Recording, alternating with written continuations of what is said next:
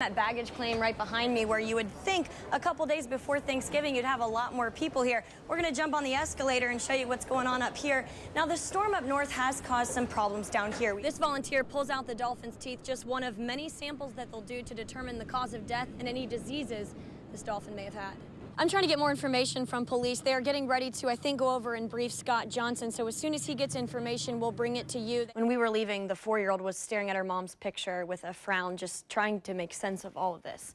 The Lake City Police Department has been extremely supportive and gracious to Jackson's family. Joy, and sadly, I'm at one of those vigils right now for an unsolved hit and run. It happened exactly 1 year ago today. Christian Shroom, he was a Red Lobster employee, avid fisherman. They're ready to go, but just make sure you don't have things in your bag you're not supposed to, like water bottles, some hairspray, so you can get through security smoothly on one of the busiest travel days of the year. Got my safety goggles on. Is that sharp? It's a machete blade. It's kind of it's dull, but when it's hot, it doesn't matter. And for the grand finale, oh! Go Jags! Tom, I talked to Linda Pham's father. He was obviously very upset, and on his way back to the hospital, he's asking for the community to pray for his little girl. The girls inside, they've got the fever, and the only prescription is more Bieber. She's a spitting image of her mom at that age. 2.5-year-old Olivia Jackson playing on the bed with her sister and cousin. They understand that their mommy's not coming back, but they don't fully grasp exactly where she's at. From the time Sherilyn Craighauser wakes up to the time she goes to bed, she thinks about what happened to her daughter. It was like last night, I was in my bedroom alone, and I was putting clothes up, and I just dropped to my knees and I cried. And I cried and I cried and I cried. I cried harder than I think I've ever cried.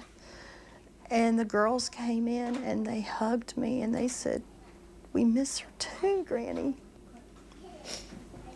Craighauser knew something was wrong when she had a knock at the door at 2:30 in the morning on October 31st.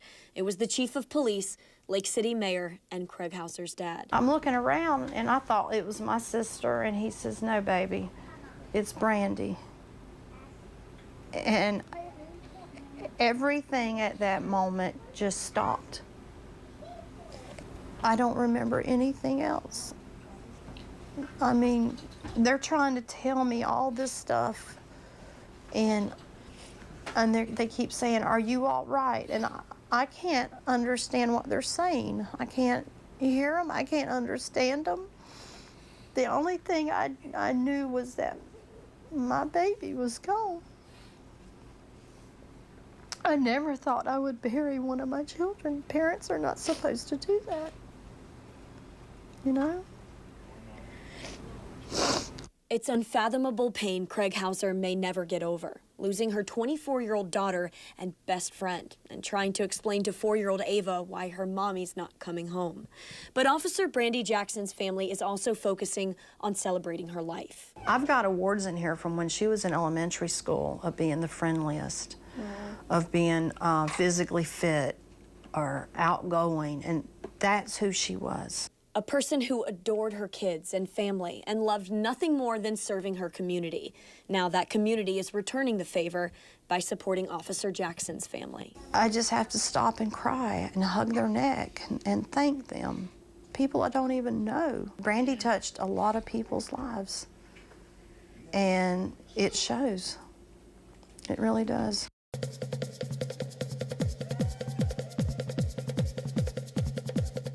Forget the beat. Feel the heat. Jacksonville D-line Sione Tomaseu twirling a machete, raging with fire in the cool zone. He's been banging the drums with the Jaguars for the past decade, but this daring act dates back even further when he unwrapped a fire knife on his 16th birthday. It was almost like a rite of passage type thing. That brings with it a lot of battle scars. I got a good scar on my chest right here from one of the hooks. Basically, when it's on fire, it's like a hot knife through butter. He did burn off part of his goatee performing this maneuver. Tomaseu is part of a Polynesian Jaguars following, made up of the D-line, fans, even players. It's about aloha spirit, and so the way we conduct ourselves, both on and off of the field, we just want to exemplify that. Defensive end Tyson Alualu is Samoan and from Hawaii. No, I look up to him as a man who has a heart for God, and he loves his family. He's very passionate about his family. Fullback Will Talfo, also Hawaiian and Tongan. It's just a common bond that we're from the islands and just gravitate towards the similar upbringings that we have. Tongan and Hawaiian linebacker John Lotulelei, who recently joined the Jags from the Seattle Seahawks, says he immediately felt at home here. That's pretty cool that when I got over here, that was a phrase that Coach Gus used, was keeping it tight, and then one family, one sound, and it was basically already over here, so I'm happy to be a part of this family. Family translates to the Ohana spirit, meaning strangers are often instant friends. Just a bunch of Polynesians, we get together. Everybody calls each other cousin. Instead of saying Mr. and Mrs., we say auntie and uncle. And we always try to support all Polynesians, especially in the NFL. You greet people with a hug and a kiss on the cheek. You know, it's a beautiful thing. I feel like we're kindred spirits. But even though I'm not from Hawaii, just the way things are done is how I think people should do things. I think it's how people should be treated. It's a very happy way of life, complete with conch shells. Our first cell phone, communicate from village to village, island to island, stuff like that. Ukuleles, poi balls, and dancing, which has a lot of meaning. The ladies shaking their hips and the grass skirts and everything, but really there's a lot of stories being told. The stories are with the hands. 9-year-old Kalia Smith shows us with a story about all the children that make up the lovely world we live in. Now this is the water and the fish. Moves these young girls picked up as part of their heritage and perform at competitions across the state. It's cool because I get to show it to other people, and maybe I'll encourage them to learn. It worked for me. They gave me a skirt. So I learned you have to put it on over your head. It's not supposed to touch the ground. And a flower. You put it on the right side if you're single and the left side if you're taken. I'm ready to dance. They taught me how to hula, only they were much better at it than I was. Go Jaguars! Go Jaguars! Then it was time to get fired up. Got my safety goggles on. Is that sharp? It's a machete blade. It's kind of, it's dull, but when it's hot, it doesn't matter. Yeah, it'll still cut you. Yeah. I'm kind of nervous right now, for real, Sam, actually. You got this. Woo! What am I got myself into? There you go. Oh my gosh. Can I throw it? Yeah, if you want. Okay, here we go. Ow,